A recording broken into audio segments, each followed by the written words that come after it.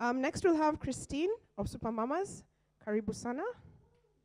Hey, what was that deal?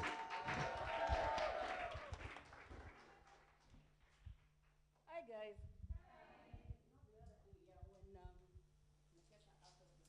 Presentations. Can you hear me in the back? Can you hear me now? When Nekesa asked us to send these presentations, she told us to send it in PDF. I didn't know you can send a PowerPoint in PDF, by the way. So it's just me, eh? It's just me. Anyway, as it's been said, my name is Christine of Supamamas. Thank you, Nekesa, for the invitation, Maureen, for making it happen. How many people have heard of Supamamas? Then I'm not doing very badly. Yay, and my peoples are here as well. The reason I'm saying about the PowerPoint thing, I've seen Frida doing some magic things and the thing moving. How do you make it move? Left, right, back, swipe, right, swipe. Hiya. Oh. So how do I go back? Like that. Mine is to share with you how do you find your product and market. And I'm going to tie that into what I do at Supamamas. So I thought the best way to do it is to start from the point of what I do at Supamamas. What I do at Supamamas is something that took me a long time to actually figure out. What do I exactly do? Then I had so many people asking me, okay, are you guys at Chama? How do I join? All sorts of questions. And to get there, I also went through that process figuring out what is this Supamamas all about. And what it is, it's an events and marketing company. And what I do, number one, is this is a platform that brings moms together. Yeah? Bring moms together, bring women together, but mainly moms for them to network, for them to connect, for them to learn from experts and from notable speakers like Frida. And then number two, to bring companies onto the platform to connect with the moms, who then are their customers. You understand me? So basically what it is, it's an events and marketing company. And now I need to swipe to the next one. Technology. So what Supamamas does, it provides an opportunity for the moms to be informed, connect, and to come and network. And my main mission is to empower moms to be the best that they can be. How did I get there? I remember I was sitting in an office, in a job I totally hated. What Frida has just said. You work for this person and you're thinking, if I come here the next morning, I'm going to kill this guy. I can't be here. One extra hour, I cannot be here. So sitting there, I remember I had done very many fancy jobs, really, really nice jobs before this job, and then life happened. So eventually I ended up working as in administration in a garage in Karen. So I used to have these top jobs, marketing manager, customer service manager, and then life happened. Then I'm sitting here. I used to call it, actually, I was not an administrator, I was actually a PA. And it used to bother me, but not bother me, because I was really good at it. And I said, this is what God has given me now, and I'm going to give it my very best. But what broke, like the way, they say, what broke the camel's back, is the day my boss told me to make coffee for him. Not once, not twice, but over and over. So I was thinking, I have moved from a PA, I thought I was an admin, and I joined the company by the way to go into the marketing space of it, find ways for him to market the garage better and all that. But that didn't happen. So I kept doing admin work, and that's how I ended up as a PA. And then eventually when he told me to make coffee over and over, I said, no, there's no way I'm moving from admin, now I'm going to be a coffee girl. No way. Don't laugh. But that is how life happens. But I think it's very important, especially as women, especially as moms, to find a way to keep our mind right, no matter what is happening. So in this space, I was thinking, I'm here, a new mom, feeling the way I'm feeling, as crap and all these things. How many moms out there just sitting somewhere in an office feeling this is not where I need to be? Just where are these moms who want to feel better about themselves? Where are these companies that can come and connect to moms and make them feel better, show them products as well, but most importantly, get other people who can come and talk to us on different aspects of being a mother, of being a professional, how we can be better, just become better versions of ourselves. And that is how Supamamas was born. Sitting there with this coffee of mine, and my boss was so strict, I was not allowed to miss a single phone call. So even a toilet break was like a luxury. So I was sitting there on this computer and thinking, what can I do? And then I said, I need to create with something that is going to remind moms, they're super moms, that they can be the best they can be. So for me, it started from that point of, that was my situation. And I think that is one of the ways that you can, you can find your product from where you are at, just from your situation, finding a way to create something that is going to be not only useful to you, but also finding a way for it to be useful to other people. I don't feel worried for me. Things are much, much better now. Wait, maybe too much better, I don't know. So I just wanted to show you, these are pictures to show, the kind of events that we do, the kind of speakers that we have. I should have put Frida here. Frida, is she here? Oh my goodness. Frida should have been like on the top of that slide. So some of the notable speakers we've had is people like Frida, Tabitha, what is her name? I forget her name just now. Jennifer Baraza, awesome lady. So we get different speakers to come and speak, to the moms. And it's always a lot of laughter and it's a laid-back kind of place where, it's a safe space for moms to share and to feel like, I'm not alone, yeah? And then we have the website. So how I came up with the website is, you become a mom, you're trying to look for information. Where can you find this information, especially local information, yeah? So then I thought, let me put a website together. Of course, it was going to be called supamamas.co.ke. So what it has, it's information from pregnancy to the time your child is around 12. So just to put something together where moms can get information from. And then social media, we have a page where we also share useful information, on parenting and also resources on how we can become, better moms. On Facebook, Supamamas is one word. If you get time, you can have a look. And then, if you want to come, especially for our future events. So, how do you find your product and market?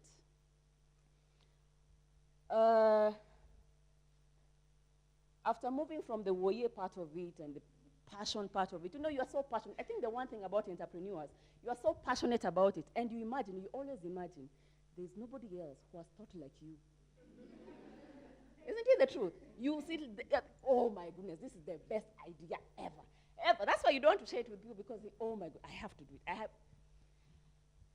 So the one thing, for me, the one thing that really, really helped is I'd never heard of Baby Banda. There was no Moms Village. I'd never heard of any Facebook group for moms. Never. So I was operating from a space of, I need to create this thing. And I think also the ignorance helped because it made me very, very passionate and I had the drive to make it happen. But, beyond moving from, you're just moving from the point of just you need to find a way to look at your idea and figure out, does it solve a problem? And what problem does it solve? Yeah? What need is it going to provide? Is it needed? Is it really needed? Because you might need, sometimes when Maureen talks, Maureen is my friend over there. Then she tells me she has this concoction she has created for her hair to detangle and what. And I'm thinking, if this thing you've created at home, you need it, you're using it, is it possible for it to be something that is needed by other people, yeah? So something that is beyond you that other people also need. And does it also meet an unmet need? Beyond passion, like Frida was saying, you can be passionate all you want, but the business of business is money. Money is what keeps a business going. If it's not going to make you money,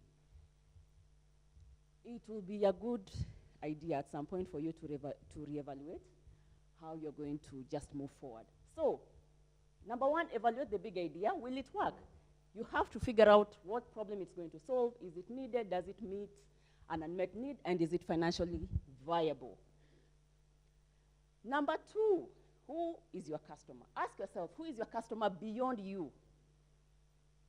Who is your customer beyond you? For my case, it took me almost 2 years to figure out who my customer is. And how I figured out who my customer is, you see, how many people in this room are moms, for example? A good number, 50%. Assuming all of you are moms, you'd be my customers, right? That's the first thing you think of, that you guys are possibly my customer, which is true. But then I figured, apart from the moms, the other customer is, for example, Pampers, who then pay to come and connect with you. So compared to say what you guys would pay and what Pampers would pay Supamamas, then it started becoming very clear who is my, the way your customers, the way you can segment them. It becomes easier for you to figure out who your customer is. But of course, your customer is somebody who pays. But you have to figure out who your target audience is. And it's a process. For me, it took going back to, I remember I went through a hub like this, just to sit down with people to help me figure out step by step, okay, this is what the business wants to do, but who are my customers within this space, yeah? Technology.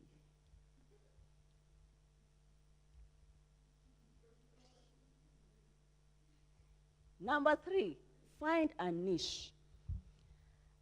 You have moms in Kariobangi, you have a mom in Runda, you have a mom in Eldoret, you have moms in SA.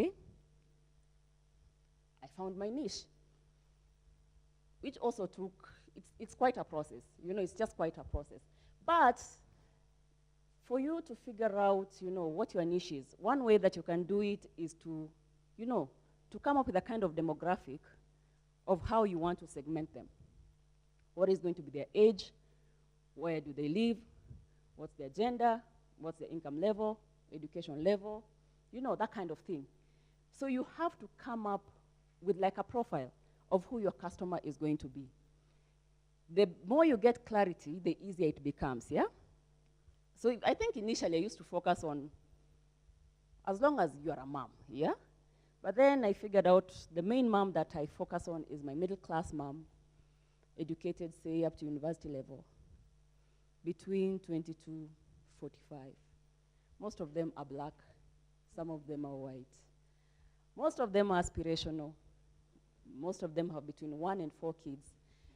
And then we have this target of people who are not moms, because you see, when you come through the door, when you come for an event, you don't come with with something written on your forehead that you're a mom. So we also find people who sneak in sometimes into the events. So just also finding a way to,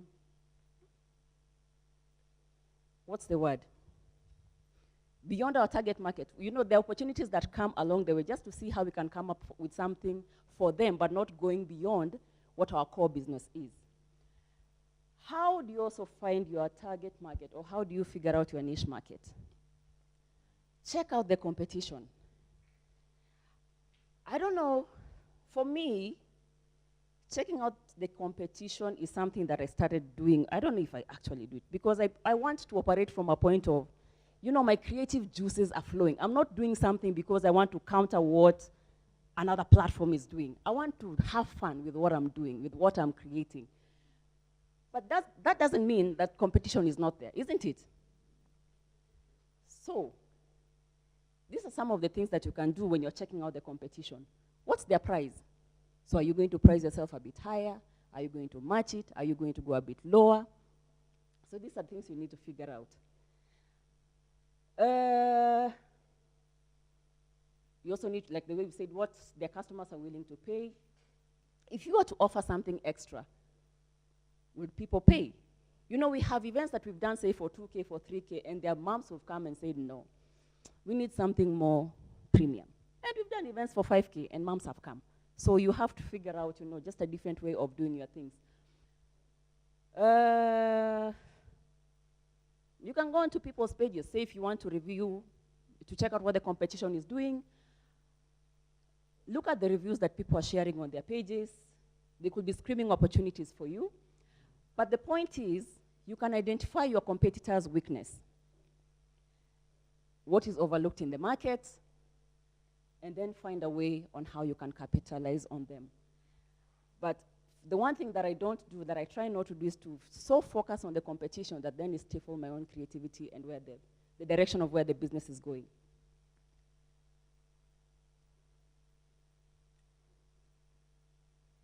Number 5, figure out your USP. You know what USP is, yeah? Yay, unique selling proposition. So what's different about you? You have Baby Banda, you have Supamamas. What's different about Supamamas? What will be different about Supamamas? That's the one thing that nobody can take away from you. I think when God created all of us, and each and every one of us, I can't be you, you can't be me. And that's the truth. Everybody has that one thing that nobody can take away from you. And I think it's the same thing when you're creating a product or a service. There's the one thing you can incorporate in that business that nobody can take away from you. Like what I say, what we do at Supamamas, I think it's the way we interact at the events, the warmth, you know, how the events are delivered. It's just different. You can't touch it, but you can feel it when you come. So you have to find a way to figure out your USP, which then sets you apart from the competition, for example. And then when you're figuring out your product and just defining your niche that you want to focus on, you have to get started. The one thing that entrepreneurs, you know, the one trap that we fall into is we then sit, then we are thinking, and then we are thinking, and then experts recommend you come up with a business plan, and then you do pages of it, and then you do pages of it. And then you attend so many events, and then you are part of different, for example, what are they called? Like these hubs where you can go and learn it, all that, yeah? But when do you ever get started? How will you learn what works if you never get started? And then there's the excuse of, I don't have money, I need so much capital. When do you ever get started? Like Frida said, start where you are with what you have.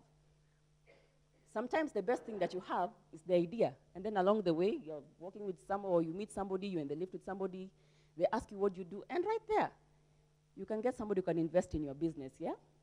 So it's important for us to get started as entrepreneur. As you're figuring out this product of yours, how will it work, how will it not work, you have to find a way to just keep going, because there's never a perfect time.